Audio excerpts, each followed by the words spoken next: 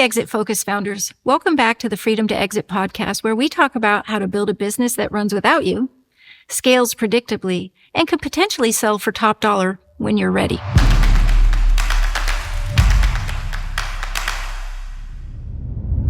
Today's episode is about a mistake I see constantly in small business, hiring generalists instead of specialists.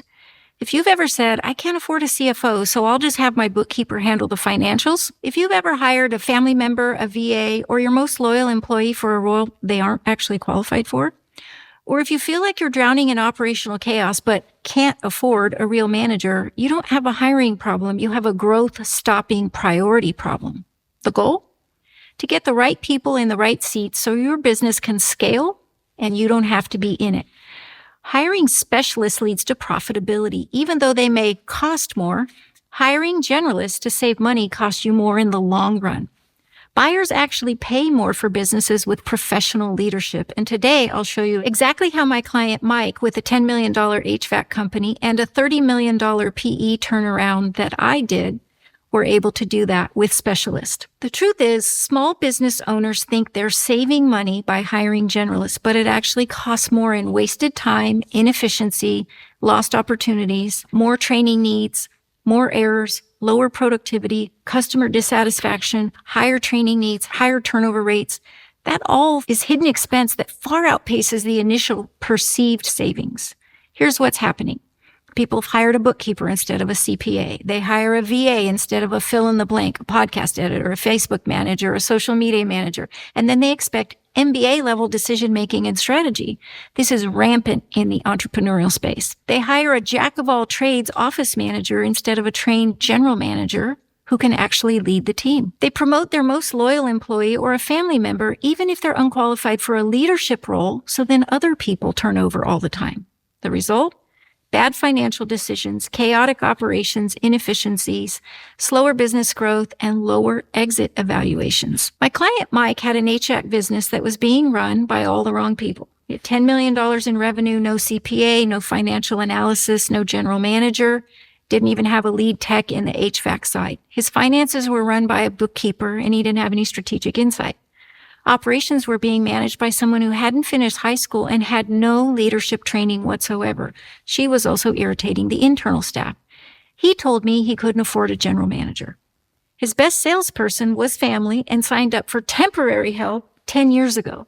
So all the sales were dependent on someone who didn't want to be there anymore. And she was missing out on raising her kids. That's a regret they won't be able to overcome later on.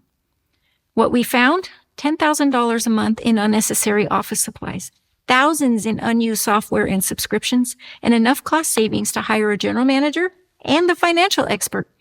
We started using a lead management system with lead scoring and automation that allowed new sales and new salespeople to be able to make a living faster so that they would stay in the company as well as get the family member out of being responsible for sales.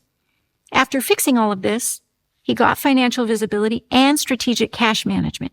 He hired a real GM, and the team was suddenly happier. He's now able to open another location in an unserved market because he has a sales team to cover it. If you think you can't afford the right hire, you probably have wasted cash flow hiding in your business. I did a $30 million turnaround for a private equity company. The biggest problem they had? They didn't hire specialists. They had a bunch of generalists. And it was near bankrupt. This company was on the verge of either being divested, bankrupt, just shutter the doors. They were backed by a PE firm that had purchased them a couple years before. PE firm was covering $2 million of the payroll, and they were done because they're supposed to make at least 20% margins, right? So the CEO that had been placed there by a family friend prior to the acquisition and stayed with the acquisition had no real management experience and definitely was not ready to function in a PE type environment. Their finances were run by a basic bookkeeper. There was no cash flow forecasting and no financial guidance. They were operating unprofitable service lines that they weren't tracking, and they were losing money there, but they didn't even know it.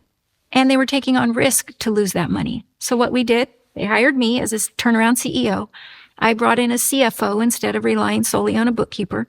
I hired a collection firm to work old and small balances that had previously been written off and to change our collection process and put in systems. I hired a productivity analyst to evaluate every job in the business, obviously did a big layoff, and we eliminated wasteful roles, streamlined the operations, shut down all the unprofitable service lines using data, and then we shifted all of those resources into higher margin, scalable operations. This went from being nearly bankrupt and unsellable to a $30 million turnaround story that was now sellable and did sell.